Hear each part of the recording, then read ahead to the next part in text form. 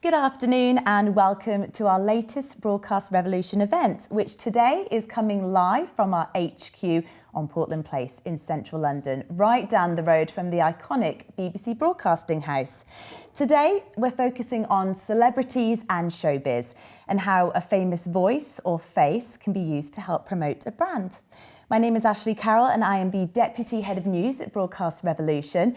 I joined the company back in November. Before that, I spent 12 years at Global Radio, where I did the news for various stations, including Heart, Capital and Radio X, as well as producing for LBC and LBC News. Before I introduce our guest today, just a few things I'd like to mention. For those of you who've joined us on the Zoom chat today, if you would like to ask a question to our guest, please do so via the chat or via the Twitter, or should I say X account. That's at Broadcast Revo. You can also join the chat by using the hashtag #JoinTheBroadcastRevolution. Towards the end of our chat, a short poll will also appear on your screens. There's only a few questions. If you could fill that out, we'd really appreciate it, as it is a great way of helping us shape our future events. Well, I'm very pleased to say that we're joined today by two fabulous guests. We've got Charlie Girling and Tim Forrest. Charlie has been at Global Radio for 17 years now. She's an award-winning journalist who is the Showbiz editor, looking after all the showbiz and celeb content across all of Global's brands. So that's Heart, Capital, Smooth, LBC, Radio X, Gold. Charlie's previously worked at Trent FM and BBC Radio Nottingham, and Charlie is also a presenter and a voiceover artist. I'm also joined by Tim Forrest. Tim is currently a content editor at ITV News. During his time at ITV, he's been in charge of editing their lunchtime, evening and the iconic News at 10 programmes. Tim's also been part of their special events team, planning and overseeing programmes following the deaths of Prince Philip and the Queen. And Tim has also worked for many years at BBC Radio 5 Live, as well as Sky News. Welcome both. Thank you so much for joining us.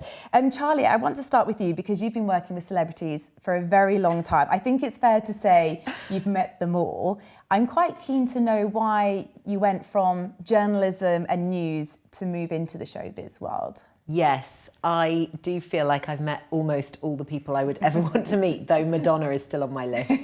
So there's still something to aim for. As you say, I started in news. I started in sort of normal news, and I moved over in 2011 to Showbiz. And I think part of the appeal was that the part of journalism that I always loved was telling stories and talking to people. And there's something fascinating about doing that every day, and you do that in any kind of news, but you particularly do it in that sort of celebrity journalism. And I love the opportunity to do longer form celebrity interviews, because the people that tend to be interviewed, celebrities, they're used to answering questions. They get asked the same sort of questions all the time, as you know as well.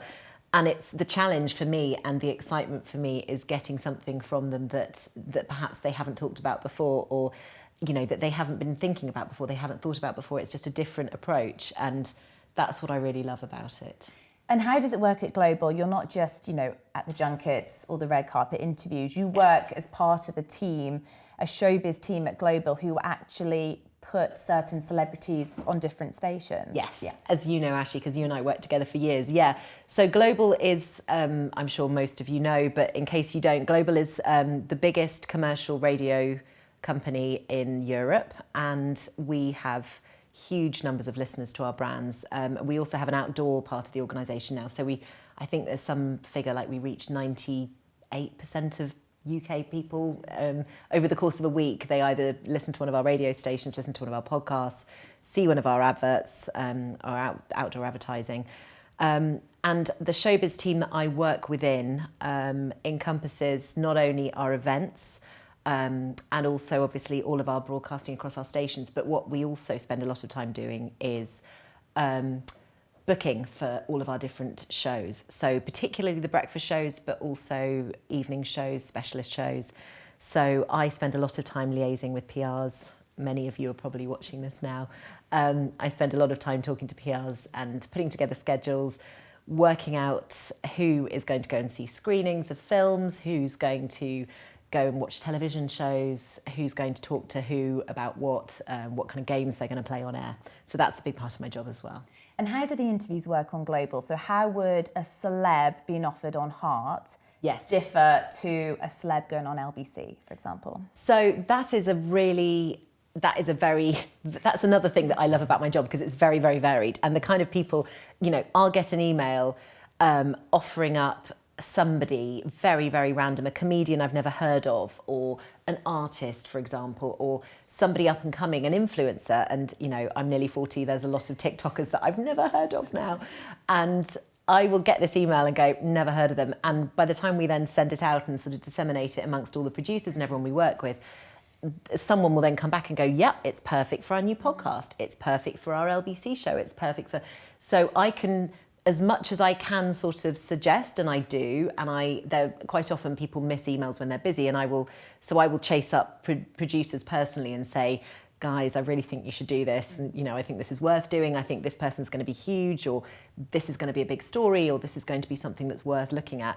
But also, I'm always surprised by it. So it's partially proactive in that I do suggest and I do inform, and I keep myself informed, because it's important for me to be able to be across everybody and to make sort of sensible suggestions. But it's also very reactive in that I'm always surprised by the kind of people that we do talk to, that we do want to put on our brands. And we have so many brands as well. So many. Yeah, so it's not just a case that you'll have a big star that will come into the Global HQ. They won't go on every station. They won't go on every station just because of time reasons. We get offered the big stars, and we get the big stars in, as you know, and everybody goes, literally from the Capital Breakfast and the Heart Breakfast right down to the podcasts, will go, I want time with Tom Cruise, Brad Pitt, Richard Gere, whoever. Don't know why Richard Gere just came to me. Don't think I've ever interviewed him. But we will get people offered to us, and those kind of big names are obviously, and another part of my job is also working out how we best use that person's time, because especially with the bigger names, their schedules, and again, all the PRs watching this will know, their schedules are absolutely planned to the nth degree. Every single second of their time with us is accounted for. So we have to be very, very precise, and I have to sort of turn into a very nasty person standing in the corner with a stopwatch going, I'm gonna have to step in. But it's about being creative as well, and we love being able to, as much as we can do within the confines of commercial radio, we love being able to champion new talent, look at new people, work out a way that we can make something work, even if it isn't necessarily a recognised name. How can we make that interesting to our audiences? Is there a particular station that would have more of an interest in a celeb? Definitely. We have our, all of our different brands, and I won't go through them because we'd be here for hours and brought in would not get any say at all. But we have so many different brands, and we aim at slightly different audiences with all of them. And there definitely are people that match better with certain brands. Though saying that, something that I find interesting is that occasionally a PR will say to me, this person, for example, I don't know, Tom Cruise, better suited to Heart because he's he's somebody a bit older, he's very familiar to the Heart audience, but it's maybe more important for them, for whatever project he's promoting, to, they know that the Heart viewers or the Heart listeners are going to go and watch whatever he's doing. Because they love him, and it's a sort of slam dunk for them. So what they would rather do is aim at a younger audience or aim at a slightly different demographic. So from their point of view, they would rather aim at one of our different stations. And then it's about, how do we make Tom Cruise, bad example because Tom Cruise is always relevant, but how do we make that different celebrity relevant to a younger audience? How do we, I remember we had Sarah Michelle Gellar not that long ago on Capital, which is not a natural fit. I think she's fantastic. I love Buffy. Yeah, it's more Heart, isn't it? It's really? Way more Heart, and Heart did her too. Yeah. But Capital were like, right, we're going to have like a 90s special. Yeah. And they played 90s music for a few songs, and they talked about Sarah Michelle Gellar, and I think they also had one of the Friends cast on, and it just happened to be that week, but it ended up working really well. So it's about creative treatment as well. And how do you monitor who's hot at the moment? Is it a case of social media or actually watching the news to see if anything controversial might be happening? How exactly? Asking younger friends. Yeah. I mean, going into Capital and saying... Going into Capital. Have you heard of this Billie Eilish person? Yeah. I keep I keep across social media, I keep across the news as much as I can, and I have obviously my particular sort of areas of interest. I'm a film buff and I love film and I love books. I'm not so, and I love sort of TV streaming. I'm not so across things like TikTok and social media, but we have a lot of people in our team who are. So I think also being conscious that you can have your own areas, and it's very good to sort of ask for help as well. So Tim, how does it work with ITV News? What do you look out for when a celebrity is offered?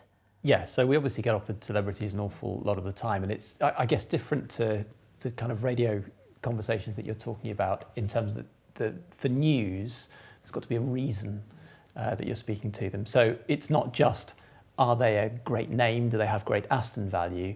It's also, what's the value? What are they bringing to this? What's the story that they're coming with? And obviously when we're thinking through a PR campaign, we know that they're attached to something that we don't necessarily associate a celebrity with. So in that case, you're looking at what level of investment have they put into that story?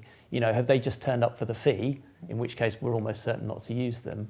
Or, you know, have they been invested in it in terms of their back history? Or they've been invested in it in terms of some way that they've been led in? They've been led to see something? Have they gone somewhere? What is their involvement? That's where we come at it from. And talk to me a bit more about the style and the format of the interviews. How do you like them done? Is it in the studio, Zoom, on location? How long do the interviews last? Yeah, and again, it depends on where we're putting them because, you know, like everyone now, nobody is a single form. I mean, people think of news, a lot of people still think of news bulletins, linear television bulletins, and if you're talking about those, you're thinking very short. And if you're thinking through a day, and I'll talk outside ITV News for a minute across ITV, broadly speaking, you're looking at a more discursive and longer form of interview earlier in the day, where later in the day, where you've got more formed programmes, you're looking at much tighter clips that are going to go into a V-tier package. And so it's a different form of message, a different audience that you're reaching out to, and I guess therefore a different style of punctuation that you're looking for if you're looking to get your message across. Just thinking of ITV as a whole, you've got GMB, This Morning, Lorraine. If you've got a celebrity on those stations, are you still happy to have them in the news programmes as well? If they've got something to say, absolutely. Yeah. I mean, you know, it's often the case that we'll take, if you know, you talked about a really big name having a very limited amount of time, and if they really have got that big story to say, there's nothing that would stop us taking that from Good Morning Britain and sticking it on the lunchtime news, on evening news, on News at 10, if it's big enough. Why not? That said, yes, we will also take a live guest that has perhaps been on Good Morning Britain and bring them to a new audience at lunchtime news live. We'd probably look to do a different interview ourselves for evening news, for News at 10 if we could. But yeah, I mean, there's no reason. It's all part of the same ITV family. And do you guys like to use your own celebrities? So if there is a brand that's offering an actor from Corrie or Emmerdale, are they more appealing than someone from EastEnders? Or does it not matter, really? It doesn't really matter. I mean, you know, I wouldn't say that I've ever been approached by a PR saying, you've got to do this because they're on ITV. That said, you know, obviously, we know that people who watch ITV love Emmerdale, love Corrie. So why wouldn't we, if they've got the story behind them, why wouldn't we reach out for them? In the same way, they might not be as appealed by EastEnders, but frankly, I'm not offered too many of them too often. And a celebrity will also often be used as the face for an organisation's research or data. Is that a good route in to get into ITV News? So it can be. I mean, again, you've got to think about, does this celebrity have the credibility to carry off the data, the detail that you're looking to get across? Because they're going to be asked about it in a way that means they really need to understand what they're talking about. And if they're sitting on top of data that they haven't really invested in, and they've only got a line or two to say, they're going to get found out. And we know that. So we're either sort of going to pass by that and look to interview them about, I mean, celebrities really like talking about themselves. We're going to ask them about that. Yeah. We're going to ask them about their thing, the thing they're best known about. Or if they do have real buy-in to that, then yes, there are times when it's really important. I think about an interview we did with Lad Baby, the group that tend to get Christmas #1, who are supporters of the Trussell Trust. And, obviously cost of living has been a huge story that's lasted for a very long time. And because they're a group that are very grounded and, continue to be involved in the community that they came up with, they were excellent speakers.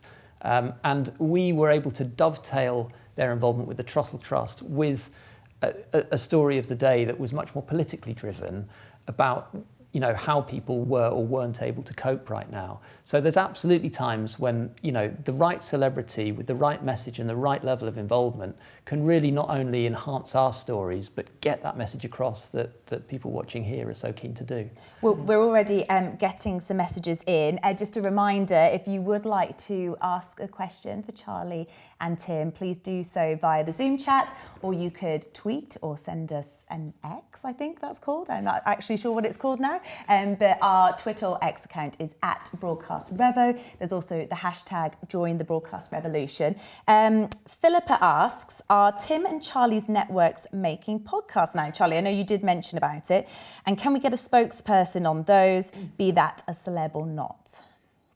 We have a huge podcast stable. Global Player is, I say new, it's not new, it's probably been about 4 years. And we have a huge number of podcasts that we're making.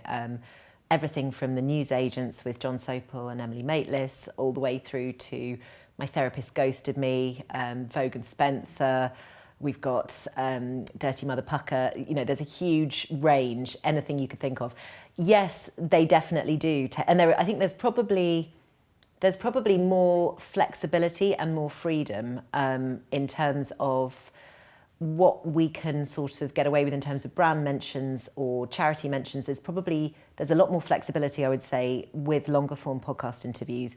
We are limited, as you know, by Ofcom codes in terms of brand mentions on air. All sorts of different things, everything from the time of day it's broadcast to exactly what they're promoting to number of mentions, undue prominence. I'm sure everybody that needs to be is familiar with those. But we have a lot more flexibility with podcasts. So it's always worth pitching.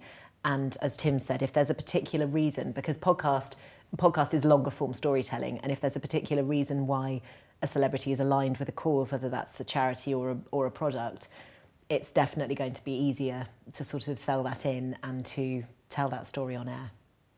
From our perspective, yes, we've got podcasts. What You Need to Know is our main news podcast. It's had just under 2 million hits this month, for example. It's a growing space for us. In fact, part of the work that I'm involved in at the moment is about launching a new studio at ITV News, which will grow that stable, as you say. I speak for ITV News here. There's obviously many other podcasts across ITV as well. Tim, I know that you spent many years at 5 Live. We've actually been in touch with Chloe Smith, who up until very recently was their celebrity booker. Chloe is now the assistant editor of daytime programmes there, and she sent me her thoughts on how 5 Live use famous people. So I'll just read out what she has to say. She says, on 5 Live, we feature celeb guests in a variety of ways. It might be linked to big news and sports stories on Breakfast and Drive, in-depth, longer-form interviews with Nihal, or chatting about a new TV show with Adrian Childs. On programmes like Breakfast and Drive, a death of a well-known celebrity would mean that others that knew them well would be invited to share their memories on air. Or big-name sports stars would chat about their team's chances in a major match.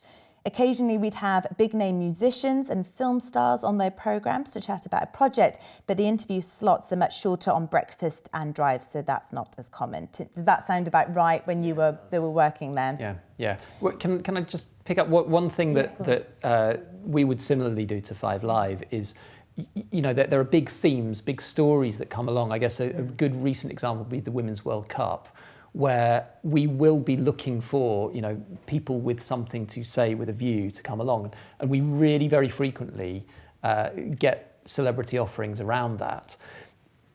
working in your comms plan to that is one of the hardest things to do and can go wrong.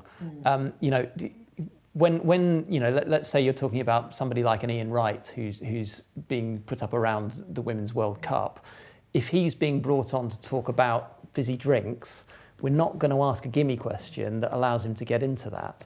And I've, not Ian Wright, but you know, another example of a former England manager who came on to talk about a linguistics organisation, and you know, although we will ask one layup question that will allow them to get that mention in, the celebrity decided not to do it. We'll just move on from that, you know, and it is just worth thinking about that when you're pitching what's going in, you know, quite how difficult it is for the celebrity, for everybody, if you're trying to wedge in a kind of an obscure mention. I would definitely echo that. We've had examples in the past where we've had people on air. It was a Heart breakfast interview with a very well-known celebrity who is known for one particular TV show, and I can't remember what it was she was promoting, but it was a brand. It wasn't a project. It wasn't a book or a film or a TV program. It was a product. And we asked her we'd sort of agreed the wording in advance of what we were going to ask her that would allow her to get this product mention in. And she just didn't do it. And she went off on a tangent, was talking about something else. And it was really awkward because the presenters, we only have a certain amount of control over the presenter, well, at any point, to be honest, but particularly while they're doing an interview and they're in the middle of an interview. And they just didn't go back to it. She didn't go back to it. And we did the whole interview. And obviously the client and, you know, the PR was really unhappy about it, and it was really unfortunate. But at that point, we can't really do anything else. So I think briefing, obviously briefing the talent is really important. But I think, as you say, the less kind of crowbarring that is necessary, the better, because it's painful for everybody if it's, you know, I can't think of a terrible example off the top of my head, but if it's just something that's nothing to do with what they want to talk about, not something that's easy to kind of just mention sideways.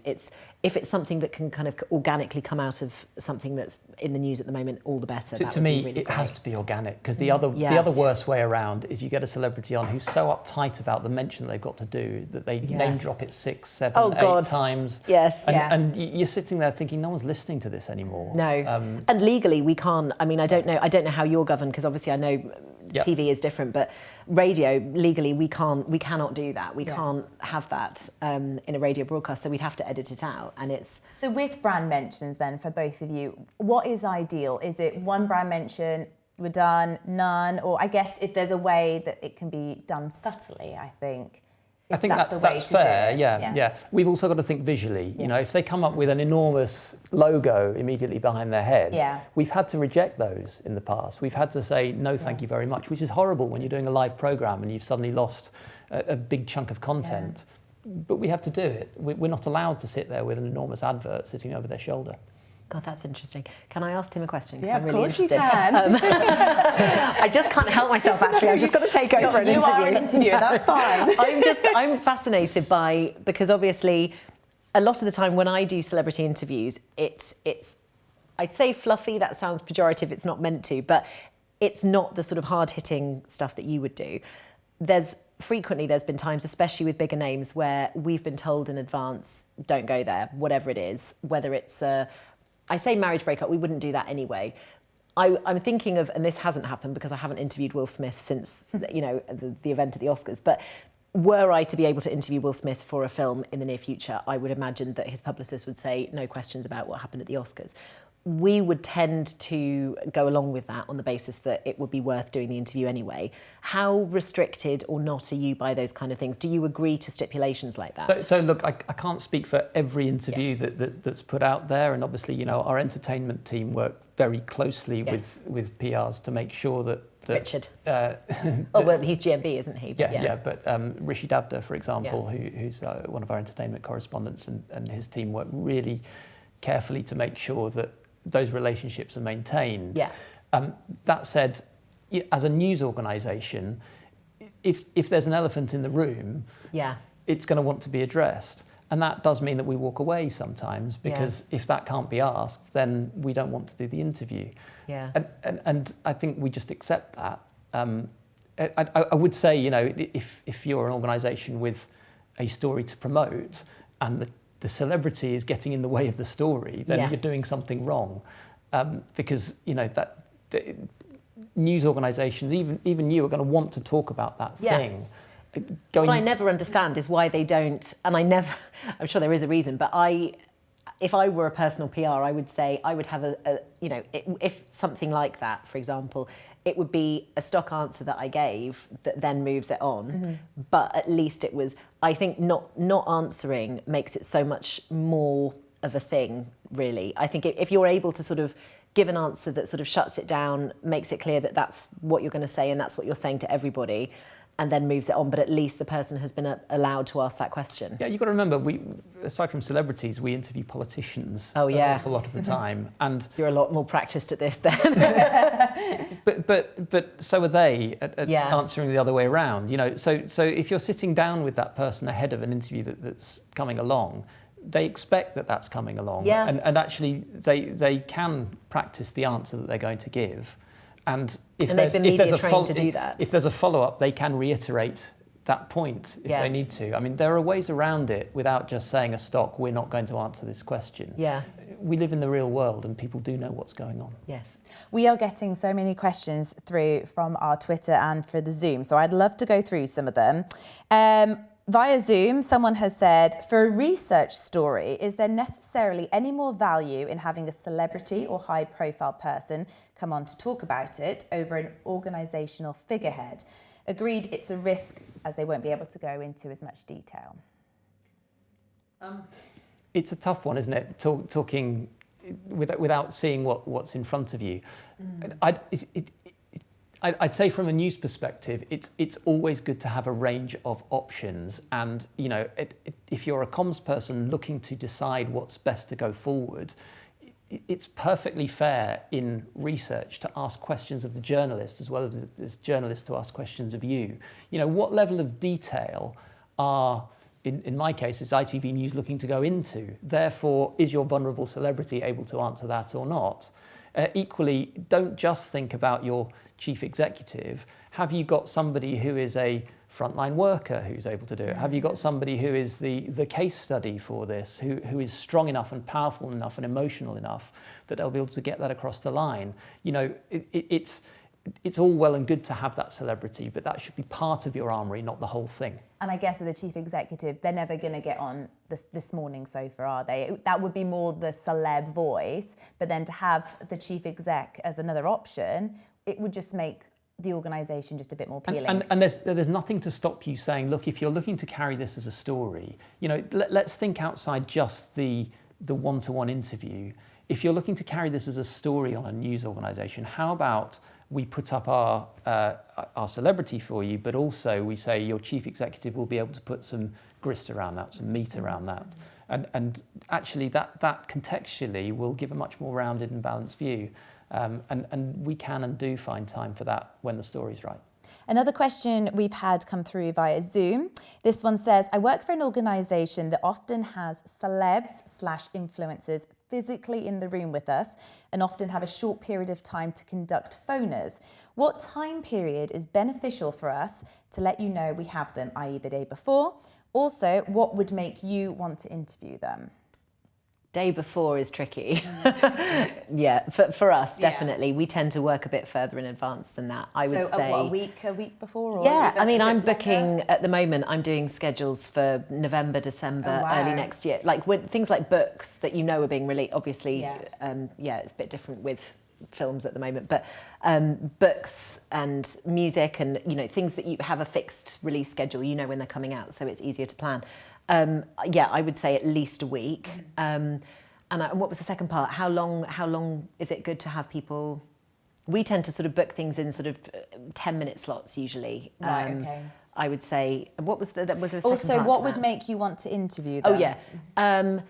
I mean, again, it's as you say, are they interesting? Do they have a story to tell? Is there a particular reason why I would want to talk to them at this point, or a presenter would want to talk to them at this point? There are a few people who you think are just good value, like whatever they say, it's going to be good value, it's going to be entertaining.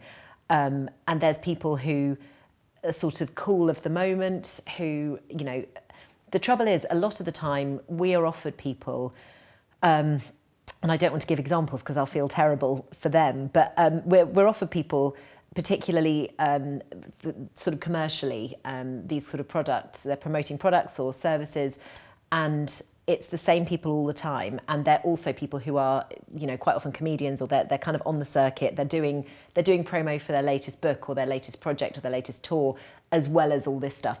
And it's easier because it's easier for us, for the Ofcom code, for, you know, sort of because we're commercial for competing reasons.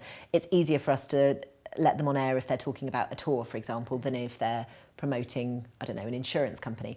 So those kind of people, we're always going to go for the easy option of the tour over, you know, something that maybe will be paid for. So I would say, from the point of view of if you're looking for a spokesperson who is more likely to get on air, it would be somebody that is not so easy to get access to. Right. What's more important then, the celebrity or the story? How closely would you like the celebrity to be involved? To be in line with the story. I mean, say if there is an organisation that's trying to promote something to do with health or illness, and is it better for that celebrity who's involved to actually, you know, have suffered the illness? Or I mean, I'm thinking of something like health, for example, healthy eating, maybe. The Lionesses. We've been trying to get the Lionesses, obviously, while they've been in Australia. It's been very difficult. It's all going through the FA, and it's, you know, they're very tightly controlled in terms of their media. So were we able to get the Lionesses to talk about a story like that was sort of aligned, and again would be easy because you could talk about, you know, as you were saying, as much as that isn't so much of a consideration for us in the breakfast shows, it is still to an extent. So if it can be tied in with something, you know, the why are you telling me this now rule, I'm telling you this now because it's the Lionesses, because they've done really well, and because, you know, there's also a news angle about obesity in children and childhood sports and, you know, the fitness and health, and that would make far more sense to us than, I don't know, a fizzy drink, for example. So from that angle, yes, the more kind of alignment there is, the easier it is for us. Can I just pick up on the point about how late is too late? Mm-hmm. For a news organisation, it's never too late. In fact, what I'd say as someone has put together programmes for years is, my key question is, what are the most exciting things in the world right now? And that will change the whole time. So, you know, I will not know now what October will have in the news. The day before, I'll have a better idea. The hour before, I'll have a really good idea. So if you've got the person or the thing that is hot right now, mm-hmm. I'll find space for that in the programme. So if you know that the answer to that is right, or you think that you've got the thing that can get you around, then it's never too late to sell to a news organisation. Susanna from the charity Doctors in Distress says, is there ever such a thing as overuse of a celebrity? I mean, do you ever see a press release come through and think, oh, yes. Not them again? Yes. I don't know about you, but yes. Yeah. And it's a shame because... would you just ignore them because, okay, the story's good, but actually they're only offering the celebrity, so we use them a lot, or they do the rounds a lot? Yes, I mean, yes, yeah. We would, because as I said, it's these kind of product placements are always harder for us to promote than a straight film, TV, book, music, whatever. So there has to be a higher bar to start with, and if it is somebody that's always on us, always on our radios, always on our screens, it's definitely not going to get on. So it would be a polite no. Yes, but think creatively. Mm-hmm. I mean, you know, something that I'm very aware of is that, you know, there's a kind of a sense that celebrities go and sit on sofas and talk about themselves. And actually, there's much more that you can do with a celebrity if you really think about it and want to. You know, if you are a charity that does a thing, you know, you've got a place that you can stand that celebrity. I don't see enough offerings at the moment of the celebrity in that place looking and seeing and doing and touching and feeling the thing. Why not? I mean, you know, we're broadcasting this online now. I'm sure the quality is excellent. Similarly, I'm sure people watching here could run that level of quality up and around and not just offer it up to ITV News, but across different platforms as well. There's no reason why that same celebrity who perhaps felt a bit dusty and grey and old and overused is all of a sudden given a new lease of life by being put in a different context. Interesting. Charles says, we work for a sports marketing agency with bookmaker clients. How do journalists and broadcasters usually react to press releases with celebrities who are brand ambassadors for betting companies? Charlie, do you ever see that come through? That is, I'm just like mentally my Rolodex of Ofcom things. I think that's one that is controlled. I would have to look it up. I feel like that would be one of the ones, along with sort of alcohol, that we would have to look at where we mentioned that. But saying that, we do run adverts for betting companies in daytime programming. So yeah, I wouldn't say it would be a never at all. I think it would depend on the celebrity and and on the campaign. You're right. It's not impossible, but it's unlikely. Just going back to actually some of what Chloe was saying from 5 Live, she ends by saying, we are also looking for news-making interviews, someone working with a charity/campaign or telling a personal story for the first time. Something that can be an exclusive for us is also a bonus. And she goes on to say, it's worth noting that we very rarely consider interviews with anyone who's been offered to promote a brand, even if it's a good chat, like a celeb talking about a health issue.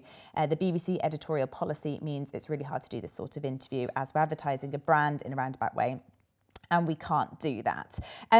Just about charities then, I guess it's probably, is it fair to say it's easier for charities to get celebrities on, and no one's going to get too upset with a charity name being mentioned too many times? Yes?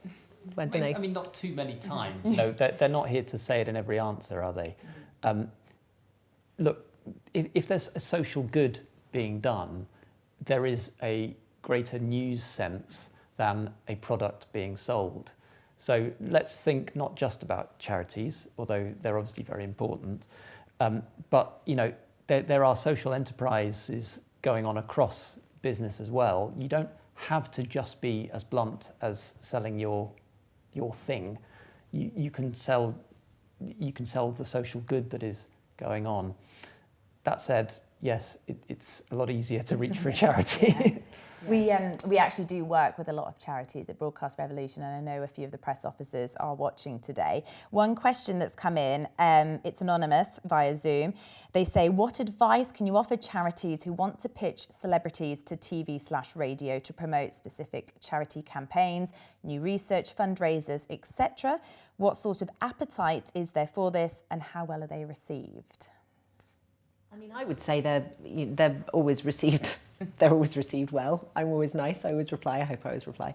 I would say if there is, certainly for us, and I'm thinking more with my LBC sort of hat on than with necessarily the sort of breakfast shows.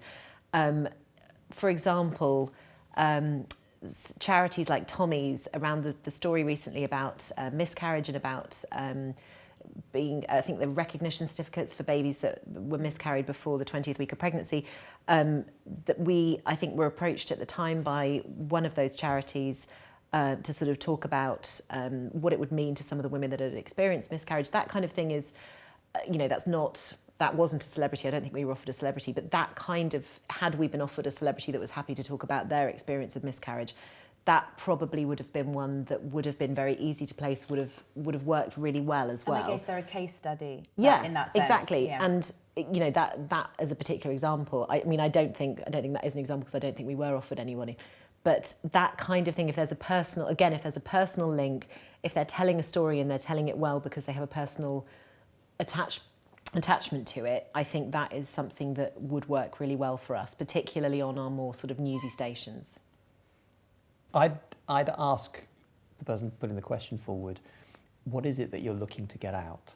If you have one big guest with a limited amount of time but a great story, then you probably want to place them in a space where, for ITV, for example, you might want to approach Good Morning Britain first, because if they've got that great story that can live and have a life that goes beyond itself, then there's a space to look for it for. Or if they're not looking to do live, approach ITV News. Let's think about this as a sit-down interview that could perhaps run across bulletins in slightly different forms. Or are you looking for a far broader appeal that's going to go across networks, in which case, how much time can be spared for them? Are you physically looking to move that person from one place to another? Are we looking to sit them in a space that you control and that therefore you can get to different networks, but have it in a room not dissimilar to this, or a space that's got lots going on? I don't know. There's an awful lot that I would look to pick into that. I don't think there's any one answer or one way that you want to pitch it. Do you work closely with the other teams? So if you saw a story that came through and actually thought, do you know what, that would get more life being on Good Morning Britain or This Morning, would you let those teams know, or are you completely different departments? Not completely separate at all. We're different organisations. I work for ITN, not for ITV, and they work for ITV. But that said, no, we've got a very close coordination. And yes, we have conversations the entire time. So yeah, there's never a never. Another question from Sarah from the NSPCC. She says she wants to know, how famous does a celebrity have to be considered worth using on air? She says, we work with a lot of influencers and reality TV stars. But should they be offering a different number of celebs to help them appeal to a wider range of broadcasters? I think the rise of the influencer is a really interesting one, because they've just come out of nowhere. It's gone a bit nuts. I mean, how influential are they? Do they have a lot of authority? Do you guys like using influencers? Look at some of the figures, and you'd say you can't ignore them, absolutely. But I was looking. Would you want to? but why are they being put forward to me? I come back to, I'm being driven essentially by the story as much as anything else. What is their relevance to the story, and how good is the story comes first. I talked earlier about Lad Baby. I mean, if I were to talk about all the celebrities that you've met, and you've met all of them, apart from Madonna, apart from Madonna, you probably wouldn't get there with them. Yeah, no. And yet, they were excellent. So it's good to know, because I think they're doing a podcast for us, so they're in our stable now as well. But that's not quite on the influencer scale. Yeah. But it's certainly coming up through socials, through person-led media. So there's no never say never, but they don't have the same recognition for sure. But then there's sort of crossover, people like Stacey Solomon. Oh God, I remember, this is a good example, anecdote, but I remember when Mrs. Hinch came into Global, and I think that was when you were still there, and everybody lost their minds. My God, we had people queuing up to look through the glass and we get really, it was like Lady Gaga. It was like, it was more than Lady Gaga. We've had Lady Gaga, people weren't that excited. People were so, and I don't know if because influencers, because they have this sort of veneer of normality, even though their lives aren't normal, I think people do find them absolutely fascinating to an extent that, perhaps they don't with A-listers, traditional A-listers. So, yeah, I mean, I can't remember the original question. Would we use him? Yeah, of course we would. We definitely would. I'd probably have to get my Gen Z colleagues to explain who they were to me, but we would definitely use them. We would never say that we wouldn't use them. It would, again, just be the story they were telling. We are running out of time, and I would love to get through a couple more questions. Right. Someone else on Zoom says, I work for a charity which regularly uses celebrities to promote our messaging. If you could suggest one thing to make the press releases more engaging and get coverage on their campaign, what would it be, Tim? Tell me why that celebrity matters to you. Nice. That's really interesting. I know it's difficult when you're doing mail shots, but trying to make it personal, not to me, not that, full of myself, but to Global. Why, what brand, why our brands, what podcast, why one of our presenters? Is there a particular link? Has Amanda Holden had a link with it, charity-wise? Is there a reason why we should consider it particularly? And one more question from Chantel from the Epilepsy Action Charity. Do you find celebrities and influencers have changed in their expectations of what they're willing to be involved in? Oh, that's interesting. I've no idea, because you know, Yeah. I only see the ones who say yes. Yes, that's true. I think that's a really interesting question. I would say that's probably more of a question for you guys because you have that sort of link with them a bit more.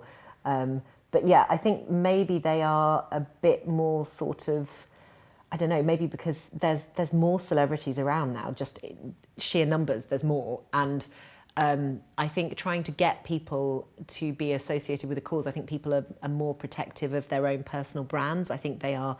But then also, you could look at that question and look at the fact that people have more access to their followers, to their fans than ever before because of social media. So maybe they're more open to doing things. I don't know. That's probably a question for another time. Or like a dissertation. That sounds like a dissertation question. It's a good question, though. It is a good question. Well, I am afraid to say that we've run out of time. I could talk to you both for so much longer, but thank you so much. Before we go, though, Tim, I know you are involved in a very exciting new project with ITV News. Are you able to tell us just a little bit about it? I'll tell you a little bit. I mean, I mentioned earlier that we're launching a new studio at ITV News. We've just redone our whole newsroom, and a new studio is a part of that.